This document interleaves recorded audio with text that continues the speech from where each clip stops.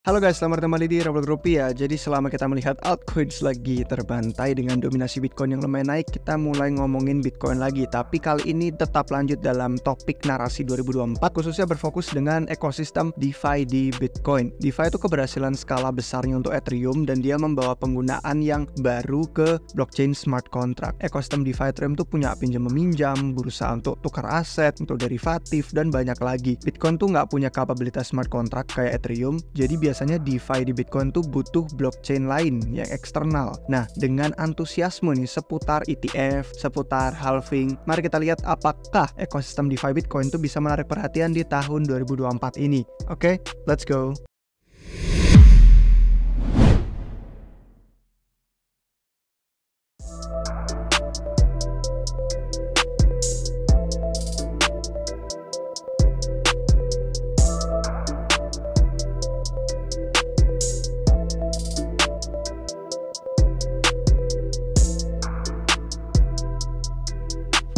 Baik guys, jangan lupa untuk dibaca disclaimer-nya. Nah, sekarang kalau kita masuk ke topik, melihat ekosistem DeFi Bitcoin itu ada fokus 3 proyek, yaitu di Rootstock.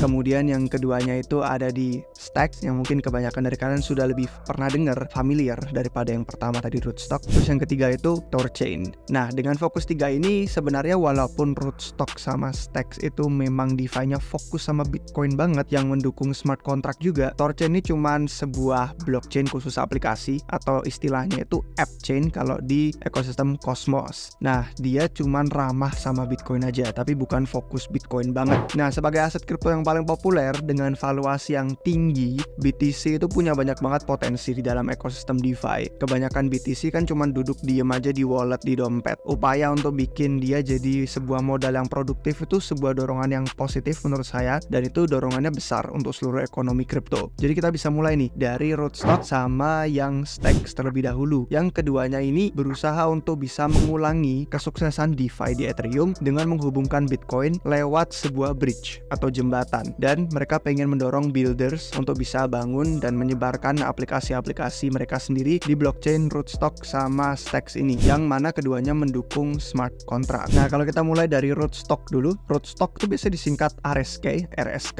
dan itu sebuah sidechain Bitcoin. Jadi meskipun dia klaimnya L2, dia sebenarnya lebih kayak sidechain. Istilahnya kalian bayangin Polygon dulu sebelum jadi L2 sekarang. Dia itu punya kapabilitas smart contract, dan kita itu bisa transfer BTC ke blockchain Rootstock ke RSK, dan itu nanti bakal jadi RBTC, cuma di depannya tambahin huruf R aja. Itu nanti RBTC bakal jadi aset untuk bayar transaksi, jadi untuk gas kalian selama di blockchain Rootstock. Nah, RSK ini bisa dibilang kayak merge mining sama Bitcoin, artinya itu ada sedikit level keamanan yang didapetin dari Bitcoin, tapi waktu blok di Rootstock tuh jauh lebih rendah daripada Bitcoin. Dia cuma hanya sekitar 34 detik. Nah, RSK ini sebenarnya hasil fork dari Gas, itu client software Ethereum, makanya jadi bisa kompatibel dengan EVM. Makanya dia punya istilahnya sendiri RSK VM, ya, mesin virtualnya Rootstock yang mana tadi fork dari Gas. Karena itu dompet kayak MetaMask itu kalian bisa pakai, dan walaupun UX-nya memang sih untuk transfer BTC ke sana itu cukup riweh ya, untuk bisa transfer ke Rootstock. Sebenarnya kalau misalkan sambil kalian mau ngeliat ilustrasi tentang merge miningnya ya, smart contract di Rootstock sama Bitcoin, ini semacam visualisasinya. Meskipun memang pakai MetaMask itu rada clunky ya, UX-nya tuh riweh banget untuk bisa transfer BTC ke Rootstock, tapi 98% TVL yang ada di Rootstock memang berfokus di 2 aplikasi aja. Kalau misalkan kalian tertarik untuk ngeliat ke ekosistem Rootstock lebih lanjut, 2 TVL yang paling utama itu sebenarnya ada di Money on Chain sama di Sovereign. Nah, kalau kita ke DeFi lama, itu kalian langsung cari di sini Rootstock, kalian bakal bisa ngeliat TVL totalnya ada berapa, dan kalian di sini ketahuan dominasi untuk Money on Chain itu ada sampai hampir 60%. Jadi bener-bener di blockchain Rootstock ini didominasi sama 2 aplikasi aja, Money on Chain sama Sovereign. Money on Chain-nya dominasi hampir 60%, diikuti oleh Sovereign. Nah, kalau kita ngeliat yang duluan, Money on Chain di sini, ini merupakan hampir 60% TVL-nya Rootstock, dan dia adalah platform bisa dibilang untuk cetak stablecoin sendiri yang pakai BTC sebagai kolateral atau agunannya. Jadi kalian masukin BTC jadiin jaminan, terus kalian bisa ngambil pinjaman stablecoinnya mereka. Dan mereka tuh sebenarnya punya banyak token lainnya untuk aplikasi money on chain, atau biasanya disingkat MOC ya, MOC. MOC ini tokennya yang MOC sendiri itu untuk staking, untuk governance, untuk tata kelola. Kemudian ada lagi token namanya BPRO, itu dipakai untuk leverage Bitcoin dengan penghasilan pasif. Kemudian yang terakhir ada DOC atau dollar on chain, DOC, itu stablecoinnya. Jadi kalau kalian masukin BTC ke sini, kalian bakal ambil pinjaman dalam bentuk dollar on chain atau singkatannya DOC. Nah, terus yang berikutnya kalau kita balik tadi yang kedua TVL-nya itu terbesar Sovereign. Nah, kalau Sovereign nih punya hampir 50 juta dolar TVL dan dia sama kayak money on chain tadi, cuman Sovereign berusaha melakukan banyak hal. Ada DEX, ada produk pinjaman, ada Sovereign Zero, nanti kita jelasin Zero itu apa. Terus semua ini dilakukan dengan token governance yang mereka yang namanya SOV, SOV.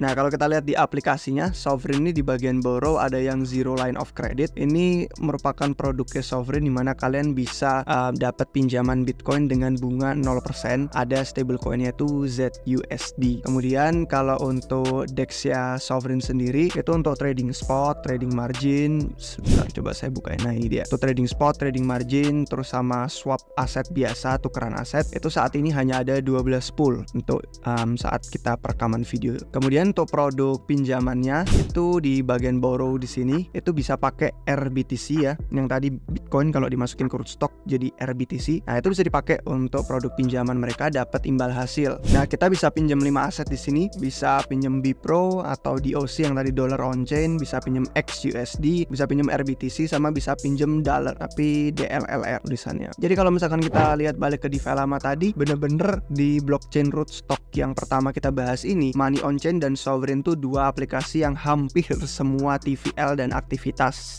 Rootstock.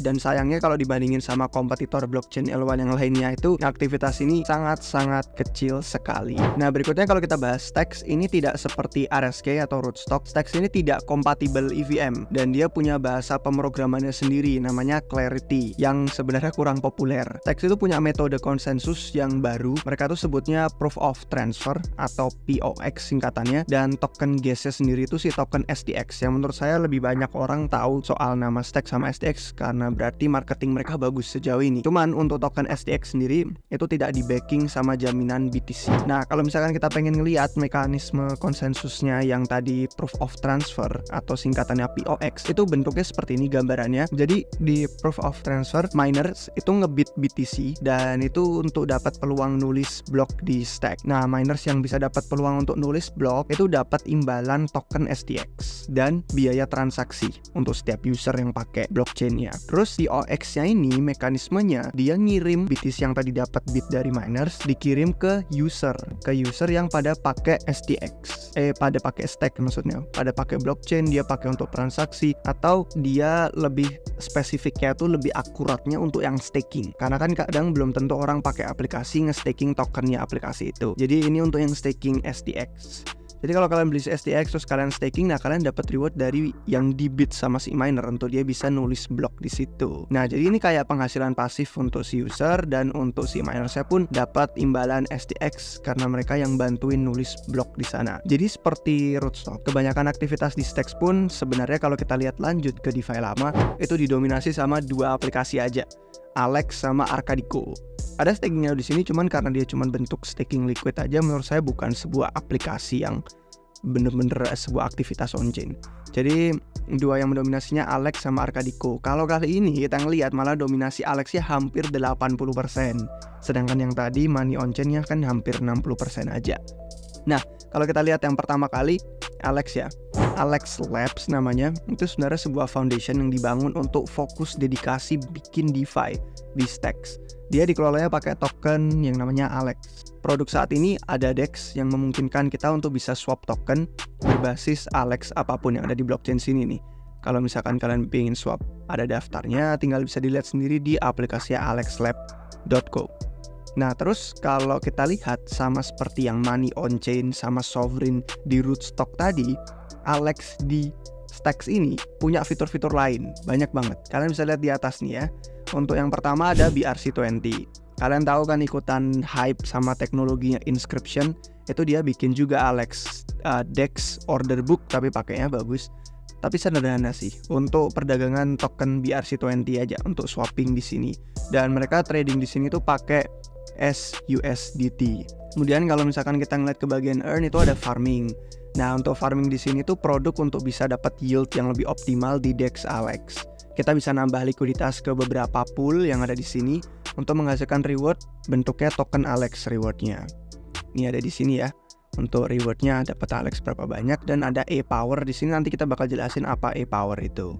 Kemudian kalau kita lanjut ke bagian stake, ini kalian bisa staking token ALEX untuk menghasilkan reward tambahan. Terus kalau di sini ada lotre. Lotre ini kalau kalian masuk itu bisa memenangkan lebih banyak token ALEX dan hadiah lain kayak NFT berbasis blockchain Stacks. Cuman menurut dokumentasi si lotre ini cuman hanya ada untuk waktu terbatas saja. Kemudian ada bridge ya, seperti yang kalian udah tahu kalau bridge ya untuk jembatan aja, untuk kita kirim dan terima aset. Ini untuk bridge-nya Bitcoin, ini untuk bridge token-token BRC20, ini untuk bridge EVM. Itu menariknya. Kemudian yang terakhir ada Launchpad. Kalau di sini kalian lihat Launchpad itu tempat peluncuran proyek-proyek. Untuk dapat akses kita perlu dapetin yang tadi disebutin E-Power. Itu dengan staking ALEX kalian bisa dapat E-Power. Jadi E-Power ini tokennya nggak bisa ditransfer, itu cuman jadi tanda kalau kalian bisa mengakses Launchpad yang ada di sini. Jadi itu fiturnya banyak banget ya untuk ALEX Lab yang paling dominan DeFi aplikasinya di Stacks. Yang berikutnya yang kedua tadi namanya Arcadico. Arcadico ini protokol untuk tempat kalian bisa cetak stablecoin USDA dengan pakai agunan Stacks atau BTC atau ALEX juga kalau nggak salah terakhir saya lihat. Aplikasi ini juga punya DEX untuk bisa tukeran aset, untuk bisa swap secara simpel dan sederhana. Nah, yang terakhir ini sebenarnya kalian bisa cari dengan keyword multi-chain di channel YouTube Republik Rupiah. Itu bahasan tentang Thorchain. Kalau misalkan kalian sudah nonton video ini, sebenarnya itu video ada sponsornya juga sih, ada iklannya. Nggak apa-apa kalau mau di skip, saya sudah kasih tanda iklannya di mana. Jadi kalian bisa fokus nonton yang Thorchain sama Thorshopnya aja. Itu kalau kita bahas menariknya, yang tadi Rootstock sama Stacks benar-benar dedikasi full komitmen ke ekosistem DeFi di Bitcoin. Thorchain tidak fokus berpusat di Bitcoin aja. Modal sama utilitasnya Thorchain tuh nggak hanya di Bitcoin, tapi juga sebagai appchain-nya Cosmos, dia memungkinkan pertukaran aset antara berbagai blockchain yang berbeda.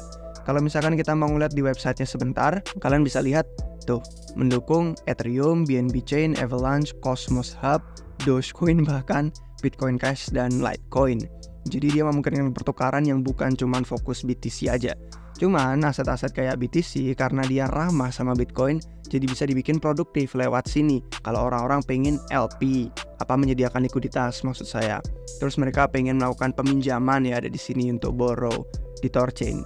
Jadi filosofi ini sejauh yang saya lihat itu yang paling masuk akal, karena dia nggak menutup peluang bisnis dari komunitas di luar Bitcoiner aja, daripada yang Rootstock sama Stacks. Nanti di bagian akhir saya bakal tunjukin perbandingannya jauh banget drastis dari sisi TVL dan adopsinya. Nah, janji utama Thorchain kalau misalkan kalian nonton di video ini, sebenarnya itu bisa swap aset secara langsung. Jadi kalian nggak dapat aset dalam bentuk yang wrap gitu biasanya kalau kalian masukin Bitcoin ke Ethereum kan biasanya WBTC kayak wrap BTC. Ini benar-benar langsung karena dia ada sistemnya sendiri untuk bisa melakukan itu secara native.